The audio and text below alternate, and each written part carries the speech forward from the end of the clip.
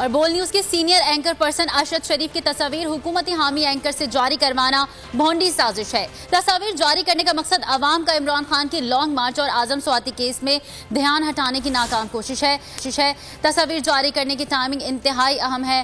खास एजेंडे के तहत मीडिया पर तशद्दुद ज़दा तस्वीर जारी करवाई गई। तस्वीर से अरशद शरीफ शहीद की फैमिली के जज्बात मजरूह हुए। बोल न्यूज के पास भी बहुत सी मालूमात है, लेकिन खबर चलाने से पहले दस्तावेजात का इंतजार है। मजीद जानते हैं इस रिपोर्ट में। बाकी इतना यकीन नहीं था, जिधर मैं गया हूँ लोगों ने इतना प्यार दिया है, मुझे इसका यकीन नहीं। बोल न्यूज के सीनियर एंकर पर्सन अरशद शरीफ की फॉरेंसिक रिपोर्ट या एक सोची समझी साजिश, निजी टीवी पर अजब इंकिशाफात करके अवाम का ध्यान बटाने की कोशिश, दिल दहला देने वाली तस्वीर मंजर आम पर लाकर अरशद शरीफ की फैमिली की दिल आजारी की गई। मामला इतना सीधा नहीं जितना दिखाने की कोशिश की जा रही है। बोल के सीनियर एंकर पर्सन अरशद शरीफ शहीद की तस्वीर मंजर आम पर लाने की टाइमिंग से साजिश की बू आ रही है। सबसे पहले आया आजम स्वाति वीडियो का मामला, फिर इमरान खान पर कातलाना हमले की FIR के मामले को लटकाना, और अब सिर्फ एक रोज पहले जब हकीकी आजादी मार्च का आगाज होने जा रहा है।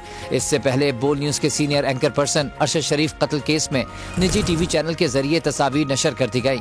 शहीद अरशद शरीफ के बच्चों और अहले खाना पर क्या गुजर रही होगी, कोई ख्याल नहीं किया गया। अरशद शरीफ की वालदा ने पोस्टमार्टम रिपोर्ट के लिए हाई कोर्ट से रुजू कर रखा है।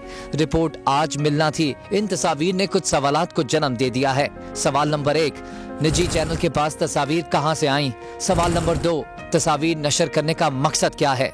सवाल नंबर 3, क्या हुकूमत हकीकी आजादी मार्च से ध्यान हटाने के लिए ये इकदाम कर रही है? सवाल नंबर 4, क्या हुकूमत लॉन्ग मार्च के लाखों के मजमे से घबरा गई है? सवाल नंबर 5, एक रोज पहले ये सब करने का मकसद क्या?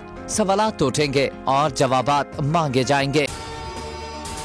अगर आपको ये वीडियो पसंद आई है तो लाइक पर क्लिक करें। बहुत अच्छी कवरेज की है। ये मार्च की तो जबरदस्त कवरेज थी। बोल की प्रॉब्लम सबसे बेस्ट थी। सबसे ज्यादा रील्स और सबसे ज्यादा रेटिंग के साथ बोल रहा नंबर 1। सब्सक्राइब करें और बेल दबाएं ताकि कोई खबर रह न जाए।